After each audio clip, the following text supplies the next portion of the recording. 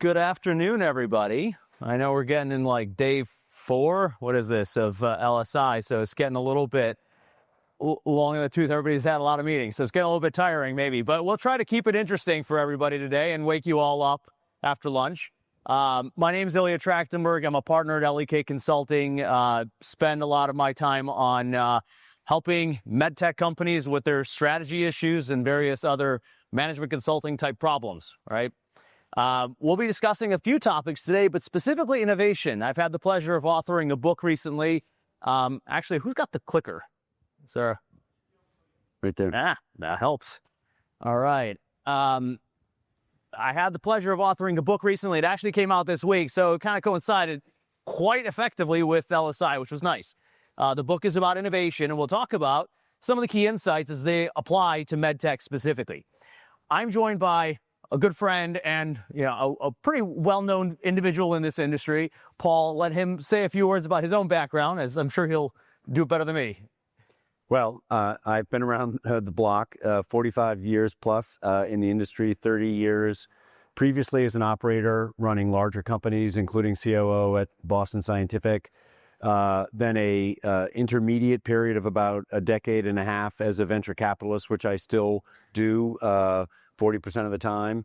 And I'm also now CEO of a public company in medtech. So lots of innovation, been associated with a number of important technologies. I was on the board of PVT, the first, the Sapien valve, and lots of other things. So looking forward to sharing some comments. All right. Thank you, Paul. And we'll talk, first I'll run through a few slides talking about some of the main concepts and observations around best practices in innovation. And really the topic is, I would just say the starting point is innovation has a lot of failures along the way.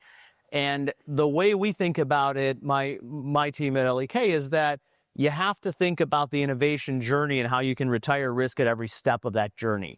And it has to be done in a systematic way. You can't just get 1 or 2 or 3 things right. You actually have to get a lot of things right along a pretty long journey. Many of you who are in this room are living that, have seen that, whether you're investors or you're entrepreneurs or at larger strategics who invest in these kinds of businesses or innovations internally. So that's what we'll talk about, some of the common best practices that we see in medtech, and we'll talk through some examples and some of the real-life lived experiences that Paul will bring to bear as well. To start, I think it's important to set a little bit of context. Medtech is an industry that thrives on innovation. Without innovation, we don't have growth in this industry. So it is absolutely critical. It is the lifeblood of this industry. There are some industries where that's not true. It is true of medtech. That said, it's getting more difficult. Medtech innovation is grounded in a few assumptions. One is addressing unmet needs. Well, the unmet needs that we addressed 20 years ago were easier to address than the unmet needs that we're addressing now. It's just getting more difficult. There's also just greater complexity from a macroeconomic standpoint. There's growing reimbursement pressure and spending pressure.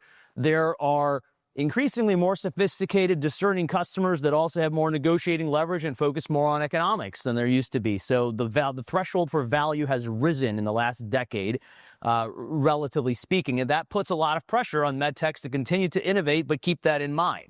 Not to mention, you've got diffusion into lower acuity settings, which creates its own challenges.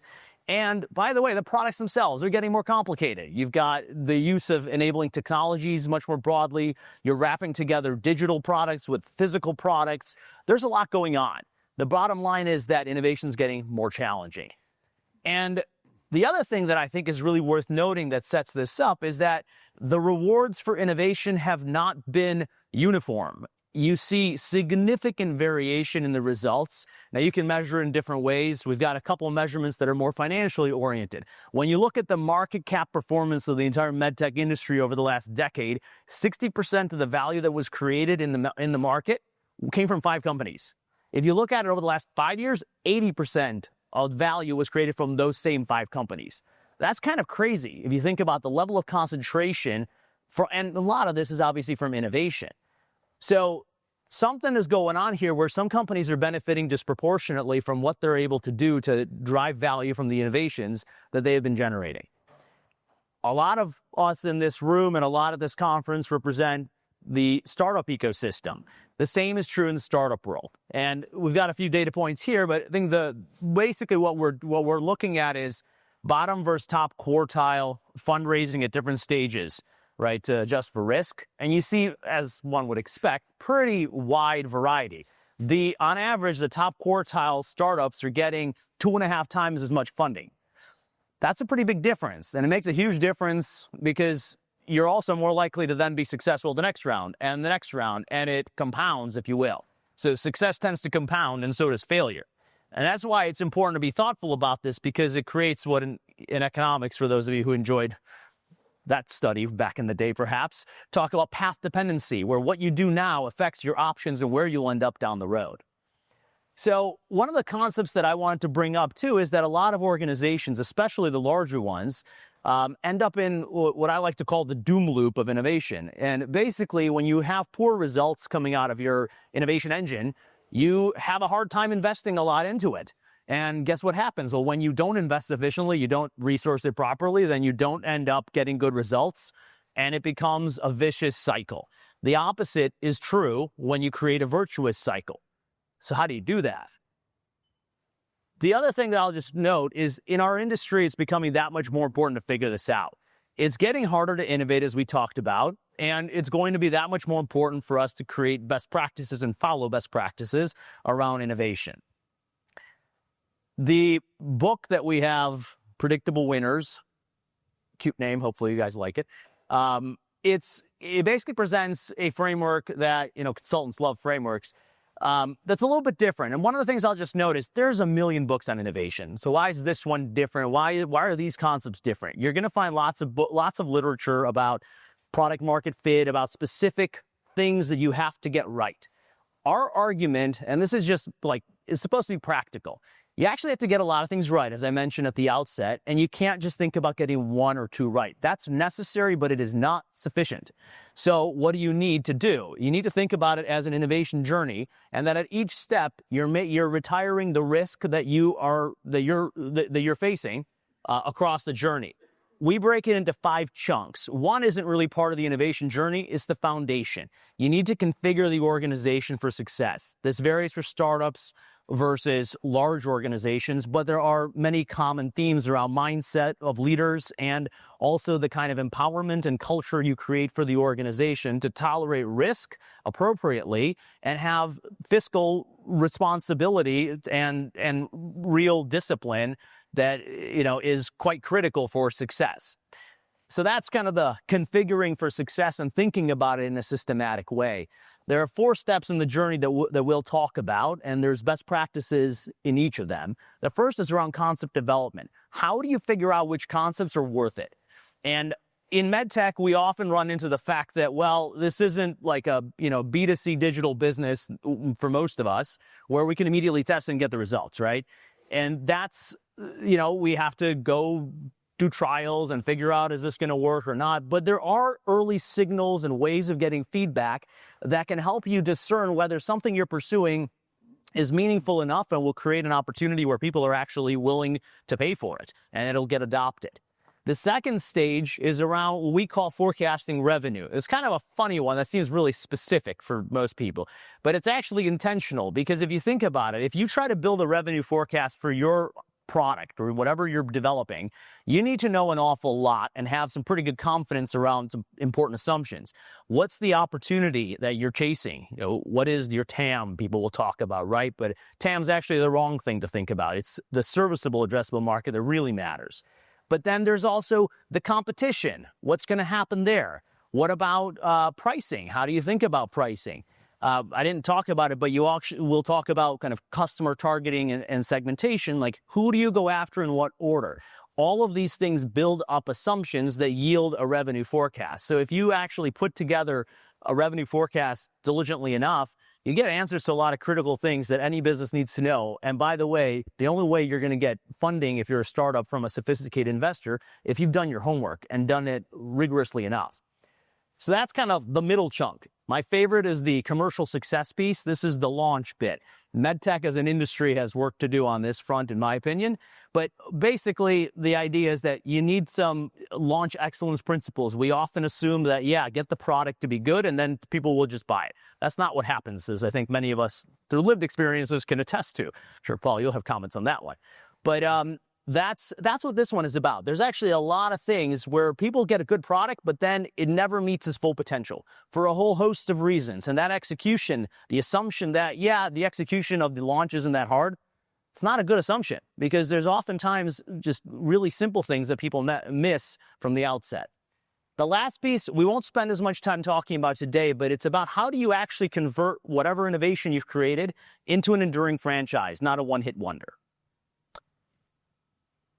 We'll be talking today about a few applications of this framework and our work on innovation to medtech. There are 5 thematic kind of challenges that we often see when we look at new opportunities that our clients are trying to bring to market or different companies in the industry more generally. I'll run through them quickly and then we'll transition to discussing some of the real-life examples and how this comes to life. We'll also save a few minutes at the end for questions. So if you have questions, get ready. First one to come up with a good question, I'll give you a book, assuming you don't have one already. So the 5 themes, the first one, building compelling clinical claims. Well, you'd hope everybody is trying to create compelling clinical claims, right? The reality is that people don't often spend enough time in the market understanding what actually do clinicians need to have in order to drive adoption, what data is required. And there's obviously massive constraints and considerations around clinical trial design. But I think one of the things that we often don't see enough done is enough attention paid to what do you actually need to drive adoption, not what is just feasible for you to do from the trial. So designing the trial with the end in sight for what kind of claims you'll need for the market and for reimbursement is, in our view, a real critical one. A second one is about the right customer runway. Anyone can sell products to their friends and family. Eventually, you'll run out of friends and family. And that's where the trouble really begins for a lot of organizations that bring something new to the world, especially if it's really new to the world. And our view is that early adopters is where people often make the mistake. You have to be very thoughtful about who you pick as your early adopters. They need to be people who love your product, not just will buy it or accept it or let you place it in their practice, but who love it, will become champions and advocate for you and become reference sites, etc. You also need to actually plan who's next, because after that, you need to think about who, based on the strength of the value prop and your ability to reach them, should be next. The third theme is around addressing barriers to adoption. This is one of my favorites because this is actually one of the biggest stumbling blocks. It's unbelievable how often you discover important assumptions to be wrong when it comes to adoption barriers when you actually come to market. In our view, one of the most important things to do is get very deep in understanding what are all the possible things that'll block adoption to your product before you actually launch.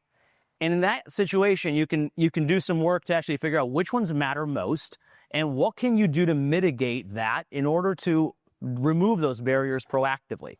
That proactive approach towards removing barriers, it often is the difference between a successful launch and a failed launch. And even not a failed launch, but I would just say mediocrity, right? You might get somewhere, but it's just not very good, or it's certainly not at its full potential.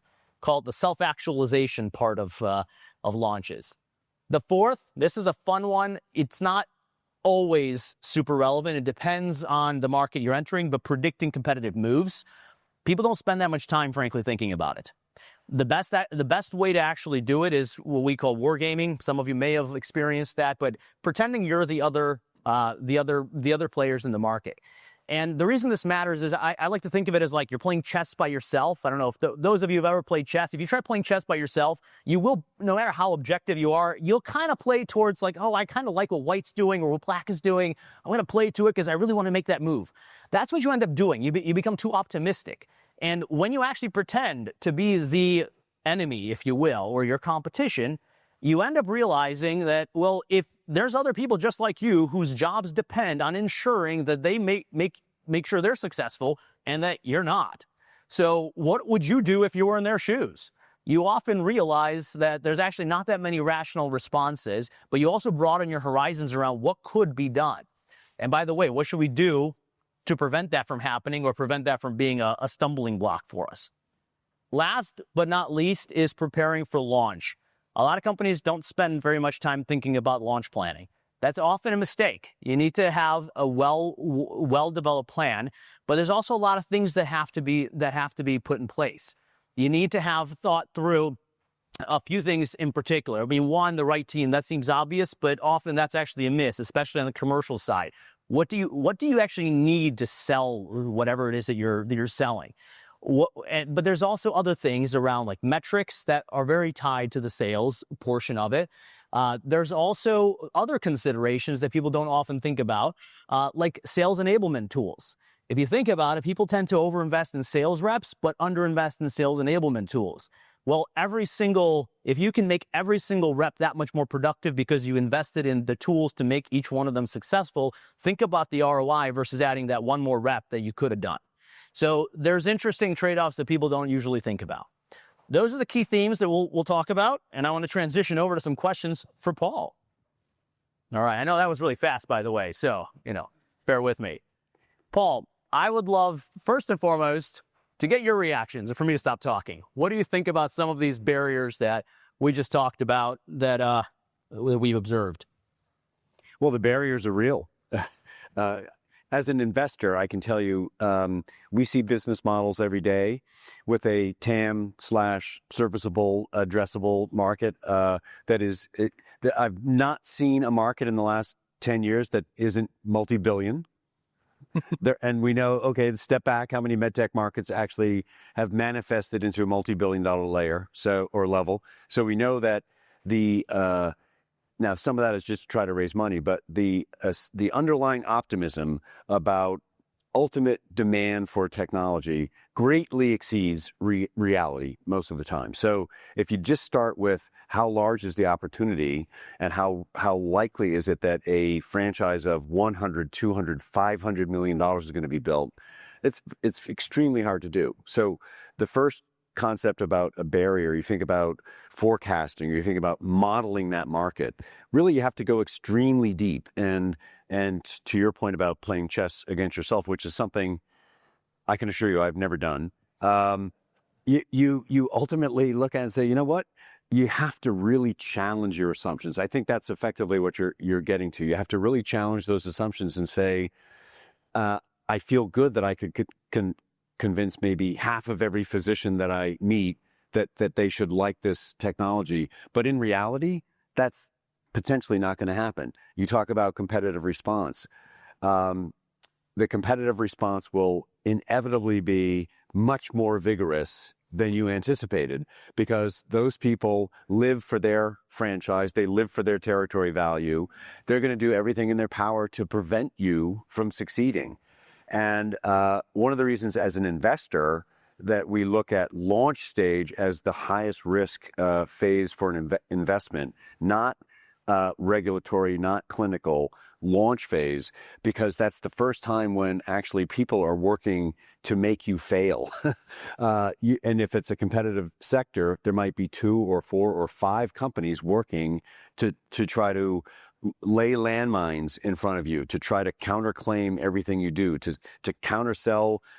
And by the way, not all sales reps will say only, the truth about your product. And so things like relationships or bundling contracts, there are so many factors that can work against you to ultimately create resistance, uptake resistance. So if you think about launching, and you think about how many companies come in and say, we have a serviceable market of $1.9 billion. And then you say, okay, well, what are your first year revenue expectations? $3 million. Well, how do you go from almost $2 billion of opportunity to $3 million? And then how many companies actually meet or exceed their first year forecast? Very few. So you said you'd do 3 million, you might do 1, and yet you've got a nearly $2 billion opportunity. So I say that not because it's not great to sell first year and make $1 million of revenue, but to give you a sense of how how restricted it is to go from what a theoretical revenue potential or new market, new product opportunity is down to, yeah, when you really start going live, it is extremely hard to turn that into reliable commercial uptake. So it's really, really hard. All right. There's a lot of good points there. And I actually would love for, you have so many hats that you wear or have worn between large company, investor, small company, executive.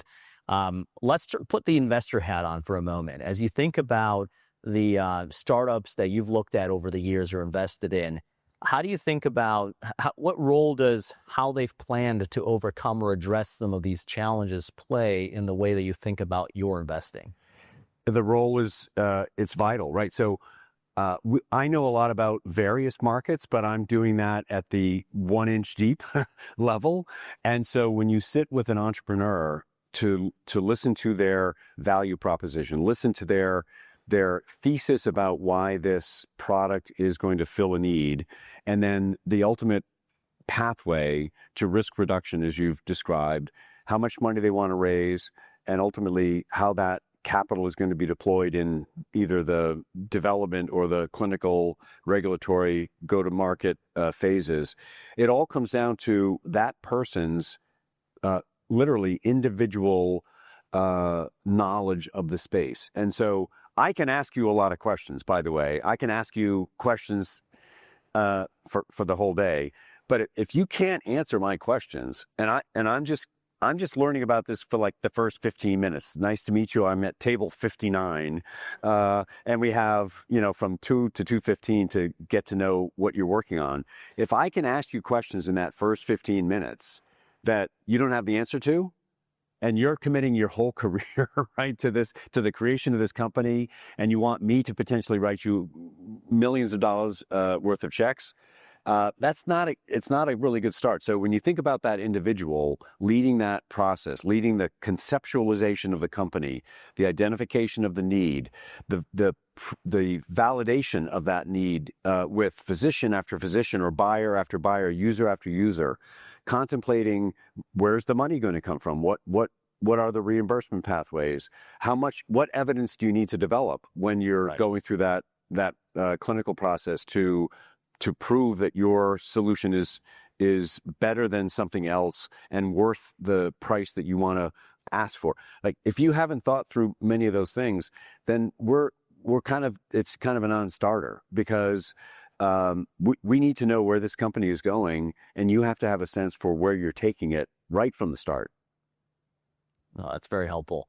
I actually wonder, I mean, it's related, but I feel like one of the challenges to that end is that entrepreneurs often will struggle to kind of figure out that they haven't, that there's something missing until it's a little too late. Any thoughts on, like, how do you do a better job of earlier detection of challenges that will likely arise as you think about the opportunity? Well, listen, if you have a great technology and a great market, and it's a reasonably high-end story, let's say it's a de novo or a class 3 device, say, hey, okay, this is going to take a couple of years. It's going to take years, 2 years in this phase, 2 years in this phase, 2 years in that phase. I can't expect you to have anticipated everything that's going to happen in the 5th year. That's not a reasonable expectation. But you have to show that you're at least thinking about it. Don't feel you have to have the answer to every one of my questions.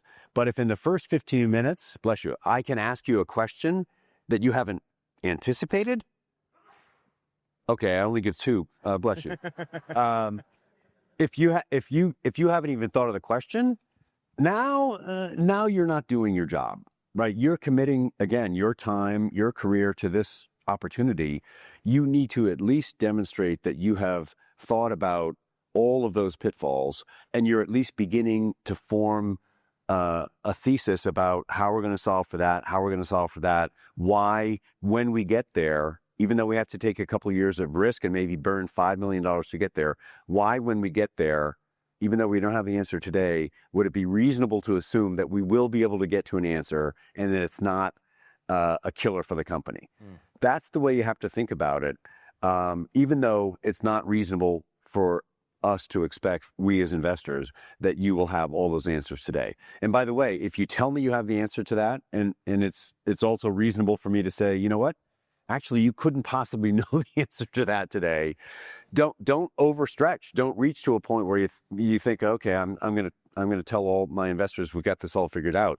You cannot have reasonably figured that out, but at least think it through, plan for it. How would you address that question at that time? Give me a sense of confidence that you're really being contemplative, thinking the 3 or 5 chess moves ahead. Yeah. If you are, and if you're talented, and if you know the market, you have reasonable experience, you say, you know what, we can take, to your phrase, we can take this journey together, and this could be a reasonable investment. If you're not thinking that way, you know, we're busy. We got approximately 10,000 other places we could put our money, and thank you very much, good luck, but this is probably not going to work out for us. Well, I mean, that's good guidance, I feel like. I am curious, what one more thing, and we'll open it up to questions. Just maybe switching hats again from the hat of someone who's worked in a very successful large corporate setting. Is there anything that can be learned for the startup world from large strategics around how they handle some of these challenges? Well, yeah, strategics are, well, I like to say strategics aren't that strategic. Sometimes if you just take it franchise by franchise, and certainly folks may even be in this room that have worked at Stryker or Boston or Edwards or Medtronic, J&J, they're great companies. They build these franchises over time. These things take years to build. You go extremely deep in a vertical, and they live, right, with their cross-functional teams. They live every facet of the market. When they build a new product plan, they put a cross-functional team together. They spend months working on the definition of that product, the technology requirement, the reimbursement, the selling hurdle. So the way I would think about it is that if you're starting from scratch as a single person company, as you're an entrepreneur, and you're trying to build a value proposition, a product, and it's going to ultimately be in a go-to-market phase. And if you can imagine, not that it's all efficient, but the effort, the investment that a strategic is making in parallel to do kind of the same thing, to bring a new product to market, and their resources are probably 100-fold on that effort, what you're putting in, that I would encourage you to think about it that way and say, okay, a lot of those resources may not be well invested, and you can be more nimble, but you've got to just anticipate that, all right, this is hard to do. Large companies that are very good at this spend a tremendous amount of time and money on this, and you may not have to replicate all of that work, but you really need to put a lot of work into trying to create a miniature version of a parallel path of that, because you do have to plan all this out. You do have to, and maybe you're going to sell to that strategic 3 years from now, and you're going to have to blend in to their portfolio and their sales bag. All right, well, you have to be as good in developing your product to that point as they would have been to bring it to that point on their own. If I understood correctly, I mean, one of the big summarizations I would make there is about going deep enough to be able to go head to head with them. And you have to go deep. And if you're an entrepreneur in a particular vertical and you're going to discuss your opportunity with a strategic who's in that same space, they have 500 people thinking about this vertical, or maybe 5,000 people thinking about this vertical every day. You have to know what you're talking about. Not daunting at all. Well, it is daunting, but there's a mutual benefit here. That strategic also isn't likely as agile intellectually as you are. There's a reason why if you look across the board of all those companies we just mentioned, most of their growth franchises are coming from assets that they bought from somebody else. Yep. And that's not to say large companies can't innovate, but they are exceptionally dependent upon the innovation that comes from the early stage medtech ecosystem. So don't assume they have all the answers. But what you're really trying to do is catalyze or create that spark, right, where they have the channel, they understand the the unmet needs, and you out anticipated them. You got to work on it earlier. You looked further around those corners, and you're bringing something to them of value. That's really where you want to be. And so there's tremendous value for that entrepreneur that is thinking that way, planning that way, and bringing a technology along sufficiently to fulfill that need. And we see that, of course, all the time when strategics write those 7-figure or 8-figure or 9-figure checks to pick up technologies that fill a need for them.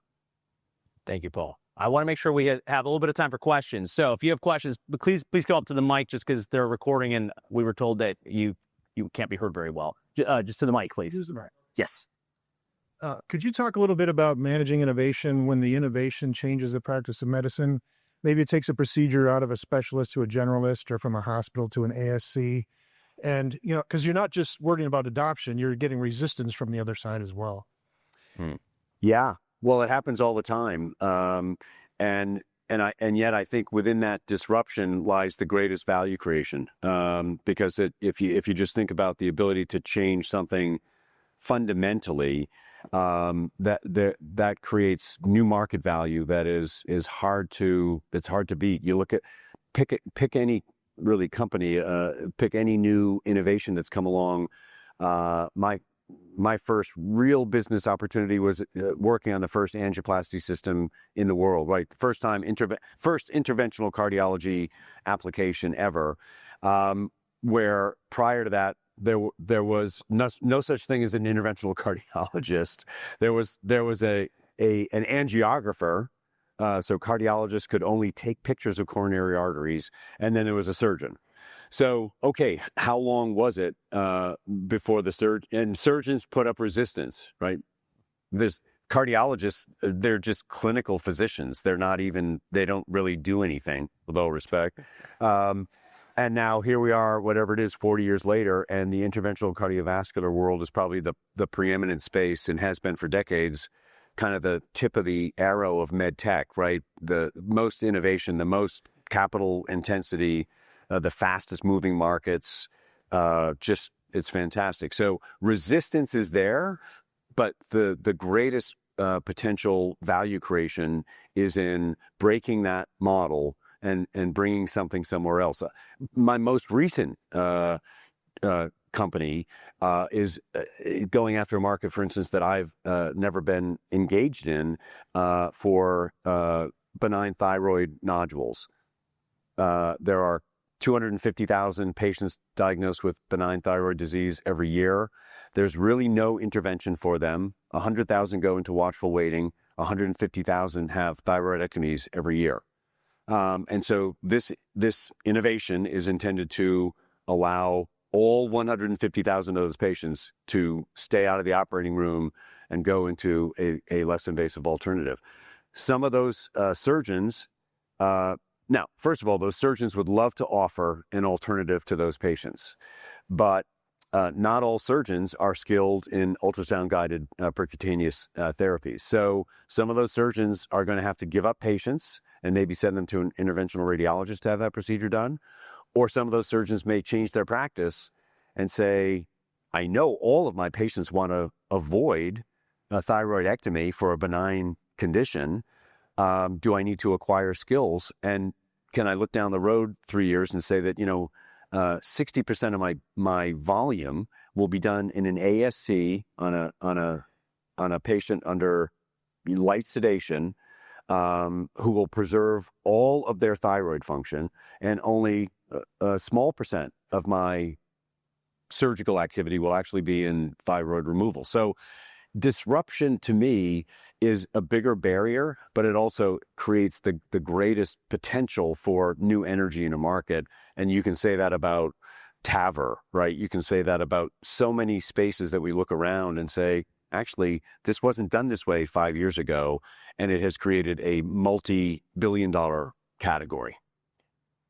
I'll just add, those are some fantastic examples. I'll just add one observation that I've seen in this too, that ties to a lot of the examples that Paul just shared.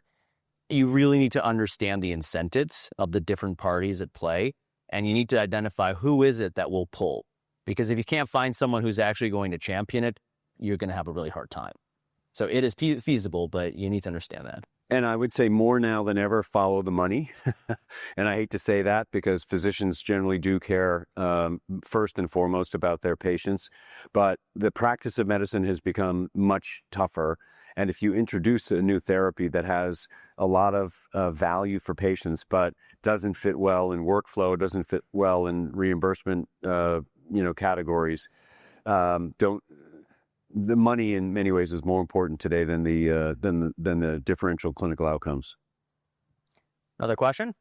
We have time for maybe one, maybe two more. So you have a unique perspective in that you're an investor, you're on the board of startups, and you're on the board of strategics. For that top bullet point around building compelling clinical claims, how do you balance the speed to market, building those claims, as well as the cost? Because trials are one of the largest costs and they're at the end of the process. Yeah. From each of those roles. Well, listen, you can have a great success and stay below the big cost area, right?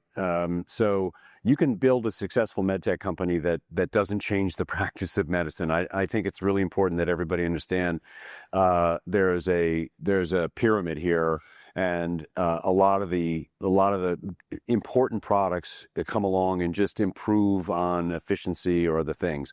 But if you are going to go after a new indication, a legitimate, scaled, unmet need, I would look at it and say, just be honest with yourself about from the beginning how critical to this value creation effort will novel clinical and I'll say developed, sort of inarguable clinical evidence be. Don't deny, don't try to avoid it. Assume that if what we're trying to do here is create a new market and a new practice of medicine, evidence is going to be absolutely vital to that. And therefore, this is not going to be a $7 million capital requirement. It's going to be 70. If you're not up for that arduousness, then don't pursue it. On the other hand, everything is relative. And so if you then said, if I can invest in compelling evidence, how early in my journey can I do that? Can I do that with prototypes? If I have a neurostimulator, can I do that with some kind of a percutaneous method without having designed and built a fully implantable system? What can I do to show my mechanism of action is really super solid?